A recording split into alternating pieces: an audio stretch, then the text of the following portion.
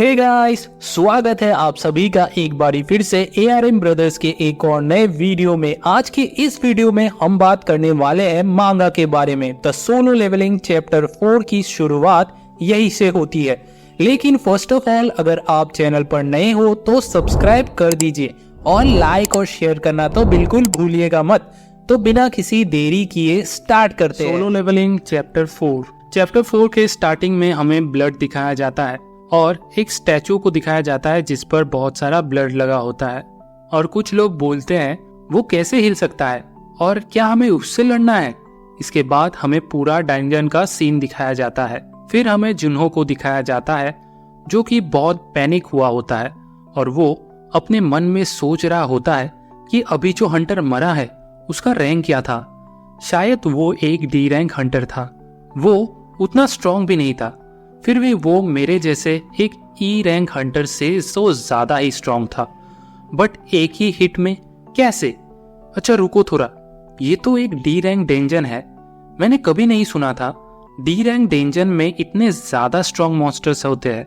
इसके बाद हमें मिस्टर संग को दिखाया जाता है जो बोलते हैं अगर यहाँ पर सारे ही स्टैचूज मूव कर सकते हैं। फिर वो डरते हुए बोलते हैं डोंट टेल मी वो बड़ा सा स्टैचूज भी हिल सकता है। इसी के साथ जिन्हो पीछे मुड़ता है और उससे स्टैचू को देखता है तो वो स्टैचू जिन्हो को ही देख रहा होता है। जिन्हो ये देखकर काफी डर जाता है। फिर हमारा स्क्रीन चेंज होता है और हमें कहीं और का सीन दिखाया जाता है। जिन्हो बोलता है ये पहली बार नहीं जब मैंने डेथ को एक्सपीरियंस किया है। जिन्हो बोलता है जब मैं अपने पहले रेट में गया था और उस टाइम गलती से मैं अपने पार्टी मेंबर से अलग हो गया था और उसके बाद मुझे एक E रैंक मॉन्स्टर ने मेरे बैक पे स्वॉर्ड से मार कर मुझे इंजर्ड कर दिया था और उसके बाद तो मैं हॉस्पिटलाइज्ड ही हो गया था और एक बार तो मैं एक डेंगन में फंस गया था बिना खाना और पानी के। मुझे तो लगा था मैं मर ही जाऊंगा वहां पर। हालांकि ये सब लो लेवल्स डेंगन्स थे, फिर भी मैं बहुत मुश्किल से ही जिंदा बाहर निकला था। बाकी सब कोई मैजिकल कोड से वेपन को एक्सचेंज करते थे स्ट्रॉन्ग मॉन्स्टर्स को मारने के लिए ताकि उनको ज्यादा से ज्यादा प्रॉफिट मिल सके, और मैं तो ऐसा बिल्कुल भी नहीं कर सकता। और इसी के साथ हमें जिन्हो की मॉम को दिखाया जाता है जो हॉस्पिटलाइज्ड होती है और जिन्हो बोलता है मैं हमेशा बिना हथियार और बिना किसी आर्मर के ही लड़ता आया हूँ। मैं अगर एक सस्ता वेपन भी ले लूं तभी भी उसका कोई फायदा नहीं है। अगर ग्रुप में कोई हीलर होता है तो मुझे इंजरीज की कोई चिंता नहीं होती। फिर हमें जिन्हों को एक डंजन से बाहर निकलकर जाते हुए दिखाया जाता है और वो काफी ही इंजर्ड होता है। दूसरा आदमी जिन्हों को देखकर बोलता है आज वो फिर इंजर होकर बाहर निकला है। फिर दूसरा आदमी बोलता है ये तो बस एक E रैंक डेंजन था, फिर भी कैसे?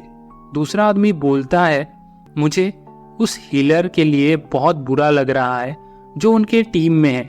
उसे तो बहुत ज्यादा ही काम करना पड़ता होगा। तुम्हें पता है अभी सब उसे वीकेस्ट हंटर बोलते हैं इस दुनिया का। वो हंटर हुआ तो क्या हुआ, वो एक यूजलेस है। उसके साथ जिन्हों एक जगह पर बैठकर बोलता है मेरे शूज भी फट गए हैं। फिर हमें जिन्हों का फाइट सीन्स दिखाया जाता है और जिन्हों बोलता है इतने सारे दिन डेंजन से बाहर आना अपने इंजरीज के साथ और उन लोगों की बुरी बुरी बातें सुनना, इसीलिए मैं उन सभी लोगों को इग्नोर करता हूँ। मैं एक ऐसा काम करता हूँ जिसमें मेरे जान कभी भी जा सकता है और ये सब मुझे पता है। और फिर हमारा स्क्रीन चेंज होता है और हमें बड़ा सा स्टैचूज का आइस को दिखाया जाता है जो कि ग्लो कर रहा होता है और वो जिन्हों को ही देख रहा होता है। जिन्हों ये देखकर काफी डर और पैनिक हुआ होता है और जोई भी काफी शॉक और डरी हुई होती है। इसी के साथ जिन्हों चिल्लाकर बोलता है सब कोई चौंक जाओ। मिस्टर किन और सब कोई स्टैचू की तरफ देखने लगते हैं और स्टैचू से एक तेज बीम निकलती है जो कि जिन्हो और जोई के ऊपर से निकल जाता है।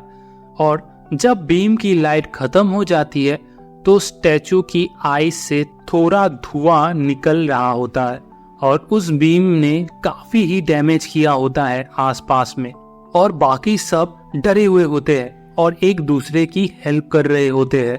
मिस्टर किन के दोस्त उनसे पूछते हैं तुम ठीक हो क्या? मिस्टर किन बोलते हैं मैं ठीक हूँ, और तुम? और इसी के साथ हमें एक लड़की को चिल्लाते हुए दिखाया जाता है। वो कटे हुए हाथ को देखकर बहुत डर जाती है। मिस्टर किन के दोस्त यहाँ वहाँ देखते हुए बोलते हैं बहुत सारे लोग मारे गए हैं। मिस्टर किन गुस्सा करते हुए और डरते हुए बोलते हैं हाँ, अगर जिन्होंने नहीं बोला होता झुकने के लिए तो हम सब भी मर गए हुए होते अभी तक। फिर हमें जिन्हो और जोई को दिखाया जाता है। जिन्हो धीरे धीरे ऊपर उठ रहा होता है और जोई बहुत डर गई होती है और वो ऊपर खड़ी भी नहीं हो पा रही होती है।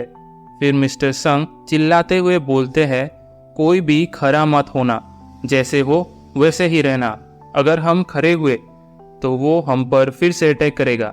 ये सुनकर सब डर जाते हैं और वैसे ही बैठे रहते हैं।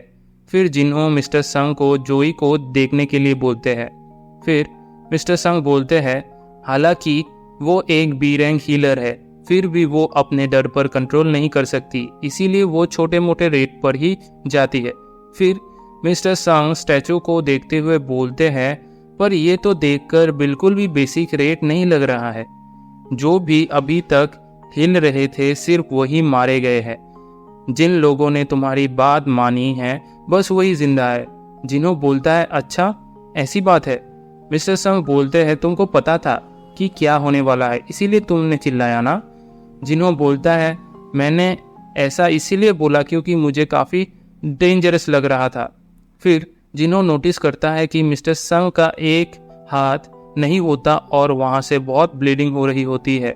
जिन्हों बोलता है सर आपके आर्म से तो काफ़ी ब्लीडिंग हो रही है, और मिस्टर संग काफ़ी दर्द में होते हैं और वो बोलते हैं ये ठीक है, तुम बस मेरी खून को रोकने में हेल्प करो। जिन्हों मिस्टर संग के कटे हुए हाथ में पट्टी बांध रहा होता है ब्लड रोकने के लिए। तब मिस्टर संग बोलते हैं जिन्हों तुमको ये कौन से रैंक का गिर लग रहा है? जिन्हों बोलता है मुझे नहीं पता सर, मैंने कभी भी डी रैंक डंजन से ज़्यादा हाई लेवल डंजन में रेट नहीं किया आज तक। मिस्टर संग बोलता है मैं बस बी रैंक डंजन में गया हूँ, वो भी बस 2 बार, और मैं पूरे भरोसे के साथ बोल सकता हूँ कि ये एक बी रैंक डंजन से भी ऊपर का डंजन है। इसके साथ जिन्हों मिस्टर संग के पूरे हाथ में पट्टी बांध देता है और फिर हमें बड़े स्टैचू को दिखाया जाता है और मिस्टर संग बोलते हैं बी रैंक डंजन में भी इतने पावरफुल मॉन्स्टर्स नहीं थे। मिस्टर संग बोलते हैं ये शायद एक ए रैंक डंजन है। फिर वो थोड़ा सोचते हैं स्टैचू को देखते हुए और बोलते हैं नहीं, शायद ये एक एस रैंक डंजन है। वो बोलते हैं ये जो कर्थनन टेम्पल कमेंडमेंट थे। फिर हमें वो स्टैचू को दिखाया जाता है जिसमें कि कमेंडमेंट लिखा होता है first worship the Lord, second praise the Lord, third prove your faith, और लास्ट में लिखा होता है जो कोई भी इन कमेंडमेंट को फॉलो नहीं करेगा वो यहाँ से जिंदा बच के नहीं जा सकता है। मिस्टर संग बोलते हैं ये सब वहाँ पर लिखा हुआ था और वो सोचने लगते हैं। तब जिन्हों मन में सोचता है द लॉर्ड, फिर वो स्टैचू की तरफ देखते हुए मिस्टर संग को बोलता है मुझे लगता है इसी के साथ हमें स्टैचू का डरावना फेस दिखाया जाता है, और जिन्हों बोलता है ये बड़ा सा स्टैचू ही लॉर्ड है शायद। इसके बाद हमें स्टैचू को दिखाया जाता है और उसकी आँख शाइन कर रही होती है। इसी के साथ हमें जिन्हों और मिस्टर संग को दिखाया जाता है वो दोनों ही स्टैचू की तरफ देख रहे होते हैं और मिस्टर संग बोलते हैं इन सभी स्टैचू को मारने में बहुत ज़्यादा टाइम लगेगा। To be continue. Well, video को आखिर तक देखने के लिए आप सभी का बहुत बहुत शुक्रिया। हम लोग नेक्स्ट चैप्टर बहुत जल्दी लाने वाले हैं। अगर ये चैप्टर पसंद आया तो वीडियो को लाइक, शेयर और सब्सक्राइब करना ना भूले, और मैं मिलूंगा आप लोगों को अगले चैप्टर के साथ। तो चलिए, सी यू सून।